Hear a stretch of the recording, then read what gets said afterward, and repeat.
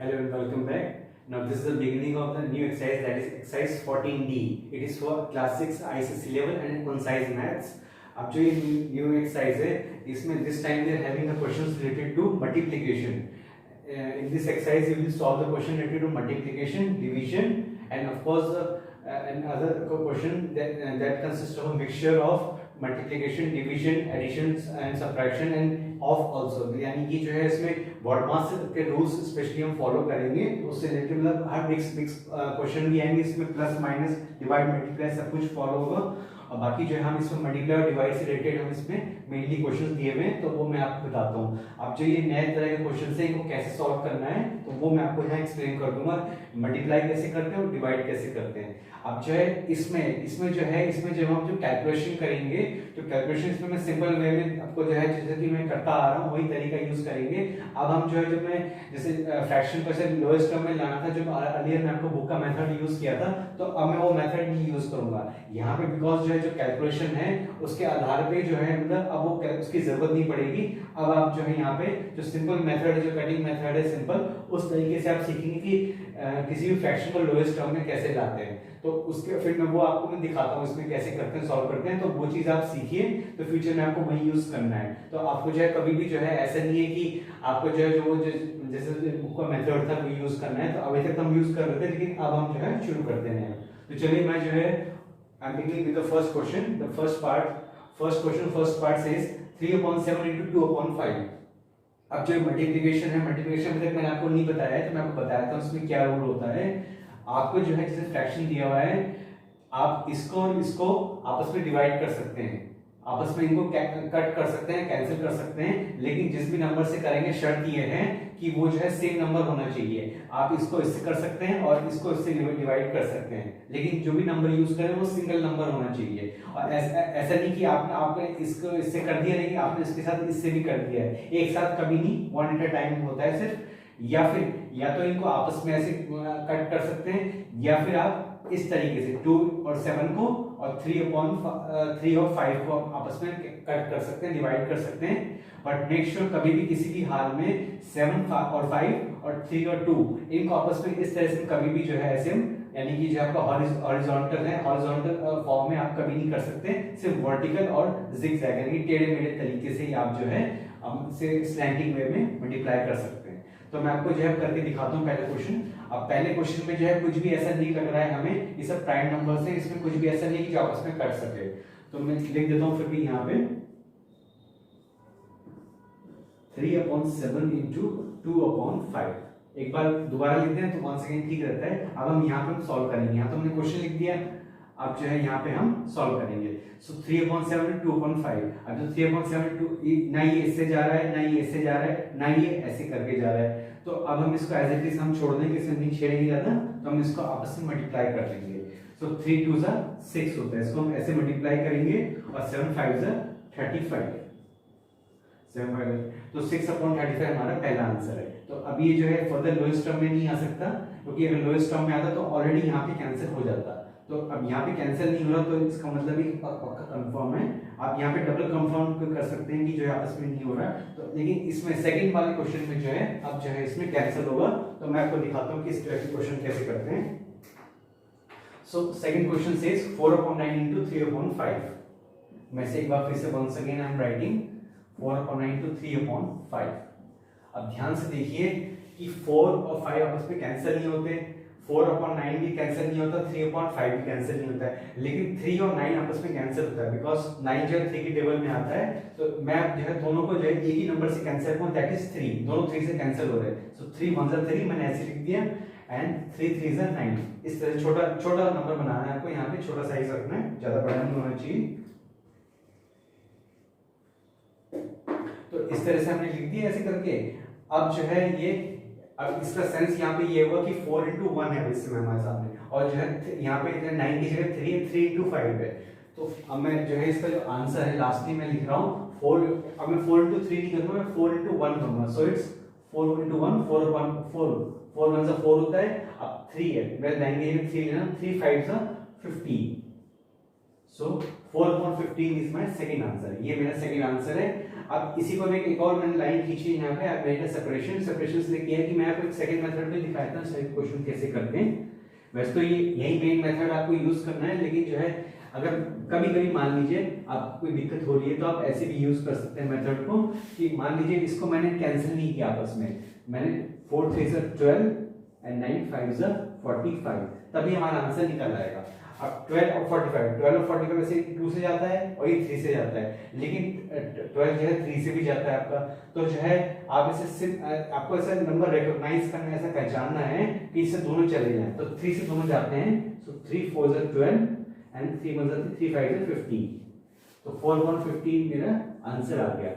तो एक तरीका ये भी सॉल्व करने का, लेकिन जो है मैं आपको रेकमेंड नहीं करूंगा कि आपको जो मेथड है वो आपको यही यूज करना है पूरे लाइफ टाइम, मतलब इवन यहाँ तक कि कॉलेज में भी आप मैथ्स फॉलो कर रहे हैं, तो अगर हम वहाँ पे भी पढ़ाई कर रहे हैं कॉलेज में, तो यही मेथड हम यूज करते हैं बेसिकली। तो ये मेथड हम यूज नहीं करते, this is just for your basic understanding की देखिए अगर आपने यहाँ पे सॉल्व नहीं करा तो आपने यहाँ पे सॉल्व कर दिया, तब भी जो है आपका आंसर आ चुका है।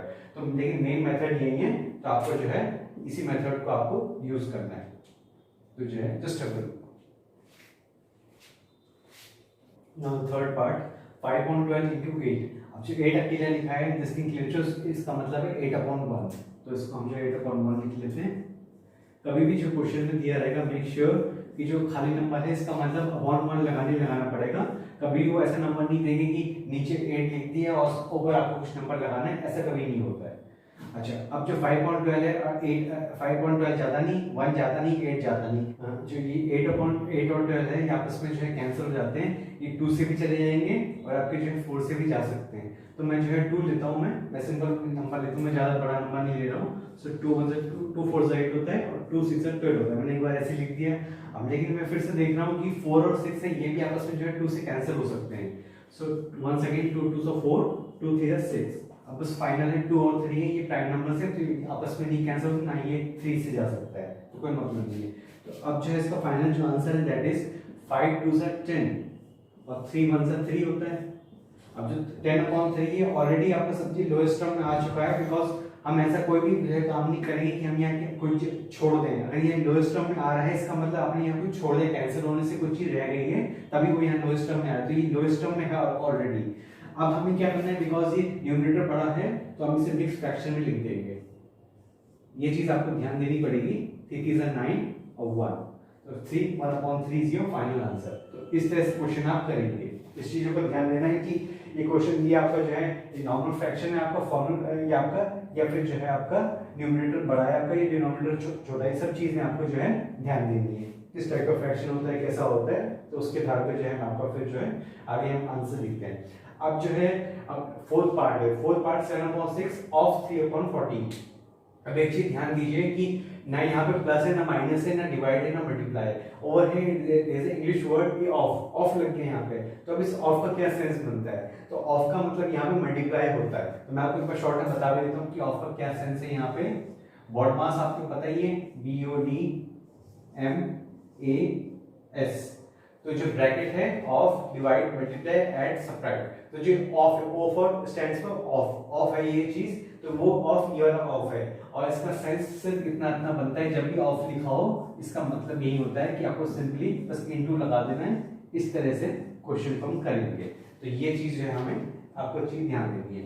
अब 7/6 नहीं जाते, 3/14 जाते हैं, लेकिन 7 और 14 आपस में, आई एम सॉरी 3 और 6 जाते हैं और 7 और 14 भी जाते हैं, तो 7 और 14 दोनों जो है 7 से चले जाएंगे। 7 1 7 7 2 14, इसी तरह 3 1 2 3 2 6, इस तरह से हमारा जो है आंसर आ गया। तो अब जो है फाइनली क्या है, 1 1 होता है और 2 2 आपका 4 होता है। हमें ये नंबर्स देखने, ना कि ये नंबर्स देखने, 2 2 4 और 1 1 1, सो 1/4 is your final answer for the fourth part. तो ये चीज आपको ध्यान देनी पड़ेगी, बहुत ध्यान से इस क्वेश्चन करना है, एंड मेक श्योर कि 1 से लेके 20 तक टेबल से it should be memorised properly, जो है क्रैम कर लीजिए, जैसे भी आपको अच्छा लगे आप इनको रटिए, याद कीजिए, समझ के, जैसा भी हो, आपको हर हाल में एटलीस्ट 20 तक टेबल्स याद होने चाहिए, तो बहुत इजी हो जाएगा, फिर आप एक कैलकुलेशन करना, फिर आपको दिक्कत कम हो जाएगी। Just this time we are having fifth part, that is 3 3/8 into 3 6/7। अब दोनों जो है यहाँ पे मिक्स फ्रैक्शन आ गए। सबसे पहले हमारी ड्यूटी बनती है कि हम इनको ओपन कर देते हैं। सिंपल 8 3 24, 24 + 3 दैट इज 27/8 ये ऐसे हो जाएगा।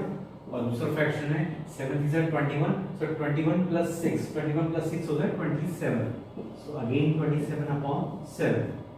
अब हमें इसको कैंसिल करना आपस में, जो कैंसिल हो सकते हैं, लेकिन ध्यान से देखिए कुछ भी यहाँ पे कैंसिल होता नहीं दिख रहा है, ना ये इससे जा रहा है, ना ये इससे जा रहा है, ना ये ऐसे क्रॉस वे में कुछ भी जो है कैंसिल नहीं हो रहा है।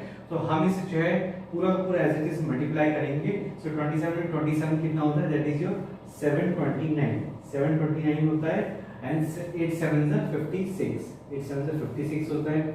अब जब यहाँ पे कुछ कैंसिल नहीं हुआ तो डेफिनेटली पक्का श्योर हूं मैं कि यहाँ पर भी कुछ भी कैंसिल नहीं होगा। तो अब पीछे बुक में मैंने जो उसका आंसर देखा, तो आंसर वाज 56 13 और 1। जब आप 56 को 13 से मल्टीप्लाई करेंगे तो 728 आंसर आएगा और एक 1 बचेगा, तो ये आपका जो है फाइनल आंसर है 13/156। Now the 6th part. अब 6th पार्ट ध्यान से हमें देखना है, थोड़ा सा टफ हो गया है, बाकी कोई ज्यादा नहीं है। 1/2 ऑफ 1/3 इंटू 3/4। अब यहाँ पे देखिए, ध्यान से देखिए कि दो निशान आ गए हैं मैथ्स के, मैथमेटिकल सिंबल्स के, ऑफ भी है और मल्टीप्लाई भी है। सो वंस अगेन इसलिए मैंने किनारे पे बॉड मास लिखा हुआ है, तो मेक श्योर कि जो है पहले ऑफ को हम सॉल्व करेंगे और फिर मल्टीप्लाई करेंगे, यानी कि बॉड मास के रूल के हिसाब से चलेंगे, जो पहले आता है उसे हम सॉल्व करते हैं। तो आप ध्यान से देखिए मैं क्या कर रहा हूँ इस टाइप के क्वेश्चन के लिए। अक्सर बच्चे इस टाइप के क्वेश्चन मिस्टेक कर बैठते हैं, ये मिस्टेक नहीं होनी चाहिए। सो 1/2, अब ऑफ का मतलब होता है मल्टीप्लाई, तो मैंने इसे एज इट इज ऐसे लिख दिया, और ये इनटू है, इसको मैंने एज इट इज यहाँ पे ऐसे उतार दिया। अब जो है मेरी ड्यूटी ये बनती है, बॉड मास ये कहता है पहले जो चीज आ रही है उसको सॉल्व करो। अब मैं जो है ऑफ को मैंने लिख दिया मल्टीप्लाई, अब ये जो मल्टीप्लाई किया ठीक है, तो मैं इसको आपस में सॉल्व कर दूं, मेरा काम हो जाएगा। लेकिन जो है साथ में देखा मैंने कि ये भी मल्टीप्लाई है, ये भी मल्टीप्लाई है, तो बजाय कि पहले मैं इनको मल्टीप्लाई करूं, मैं तीनों को एक साथ ही मल्टीप्लाई करता हूं। बात ये चाहे आप इनको आपस में पहले मल्टीप्लाई कर जो भी करना है कर दें, और ये चाहे तीनों को एक साथ करें, बिकॉज तीनों में निशान मल्टीप्लाई का आ चुका है, तो इसलिए कोई इशू नहीं है कि पहले इसको सॉल्व करना है, पहले इसको सॉल्व करना है। अब आपस में भी इसको सॉल्व करना है। सो देखिए यहाँ पे 3 और 3 आपस में कैंसिल, 3 1 3 एंड 3 1 3, दोनों 3 से कैंसिल हो रहे हैं, ये आपस में कुछ भी ऐसे कैंसिल नहीं हो रहा। और 2 और 4 आपस में कैंसिल होते हैं, लेकिन ये दोनों नीचे हैं, तो ये हॉरिजॉन्टली जो है आपस में कभी भी ऐसे कभी भी हम जो है कैंसिल नहीं कर सकते। सो मेरा जो फाइनल आंसर है दैट इज, ये ऊपर बचा 1 और नीचे बचा 2 × 4, सो 2 4 जा 8, सो 1/8 इज माय फाइनल आंसर। 6 का मेरा जो है फाइनल आंसर 1/8 है। Just 7 part says 3/7 into 5.9 into 4 1/5। अब जो ये सिंपल क्वेश्चन है, यार टफ नहीं है। 3/7 into 5/9 into 4 1/5, so 4 5 is 20 plus 1, so 21/5। अब ये इस तरह से क्वेश्चन है।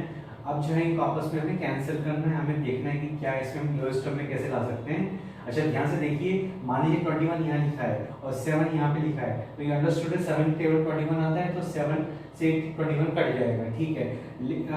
आप इसमें कभी भी कंफ्यूज मत होना कि ये नंबर इससे कटेगा, ये नंबर इससे कटेगा, कोई भी नंबर इससे कट सकता है। ये 3 या अगर यहाँ पे कोई इसके लायक कोई नंबर है कटने लायक, तो डेफिनेटली वो कट जाएगा। ऐसा नहीं कि इतनी दूर है कट नहीं सकता, बस ये मेक श्योर कि 7 9 5 आपस में नहीं कट सकते और 3 5 21 आपस में नहीं कर सकते। ऐसे आप जो है वर्टिकल तरीके से काट सकते हैं, या आप जो है स्लैंटिंग में जो है क्रिस क्रॉस तरीके से काट सकते हैं। सो 7 7 7 3 21। अब देखिए 5 और 5 5 1 5 एंड 5 1 5 कट गया आपस में, एंड 3 1 3 एंड 3 3 9। अब ध्यान से देखिए यहाँ एक 3 बचा है और यहाँ पे आपका एक 3 बचा है, तो वंस अगेन जो है फिर से कट जाएंगे 3 1 3 एंड 3 1 3, इस तरह से आप लिखेंगे। सो 1 ऊपर है 1 नीचे है, तो इसका मतलब क्या है 1, सिंपल। 1/1 लिखो, मैं 1 फिर 1 लिखो, बात एक ही, चाहे सीधा 1 लिख दीजिए, बात एक ही है। सो मेरा आंसर है 1। मैं चलिए मैं एक और स्टेप दे देता हूँ आपकी हेल्प के लिए। 1/1 है ये, क्योंकि चाहे सब मल्टीप्लाई नहीं है, तो इसका आंसर फाइनली 1 है। सो 1 इज योर आंसर। अब मैं जो है this is the last question of this video, 8 part. अब 8 पार्ट क्या कह रहे हैं, 1 1/3 into 1 2/7 of 1 1/4। अब देखिए यहाँ मल्टीप्लाई है, यहाँ ऑफ आ गया है, तो हम पहले क्या है ऑफ को लिखेंगे। सो इसे ऊपर भी करने लगे हैं, 3 1 3 plus 1, that is your 4/3 into 7 7 plus 2, that is your 9/7। अब ऑफ का मतलब मल्टीप्लाई होता है, तो मैं इसे लिखता हूँ मल्टीप्लाई। अब 4 1 4 plus 1, that is your 5/4। अब तीनों में जो है मल्टीप्लाई, दोनों जगह मल्टीप्लाई का निशान है, तो डेफिनेटली हम तीनों फ्रैक्शन पे एक साथ जो है हम आपस में इनको डिवाइड करके कट करेंगे। दो इस टर्म मिलाते हैं, 4 1 4 एंड 4 1 4, देखिए सिंपल तरीके से फटाफट चलेंगे।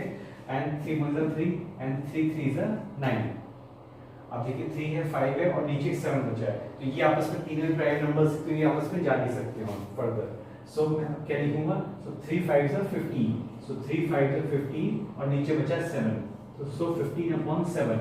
अब 15/7 ये अंडरस्टूड है, जब हमने यहाँ पे कट कुटा के सब कुछ हो चुका है, तो डेफिनेटली जो है अब हमें जो है यहाँ पे कुछ भी काटने की जरूरत नहीं पड़ेगी, तो जो है हमारा काम हो चुका। अब हमें क्या करना है, because the numerator is more than your denominator, denominator से बड़ा है न्यूमरेटर, तो न्यूमरेटर बड़ा होने की वजह से अभी मिक्स फ्रैक्शन में आएगा। सो 7 7 7 2 14 plus 1 that is your 15, so 2 1/7, so 2 1/7 is your final answer. Just have a look. So this is the ending of question number 1, as this is an important question because ये जो है it's related to multiplication of fraction, fraction के multiplication related question है। अब अगला question है question number 2, that belongs to division part। तो अब division का मैं जो है आपको explain करूँ कि division का question कैसे करना है, वो भी बहुत सिंपल, ज़्यादा टफ नहीं है। Till then, take care.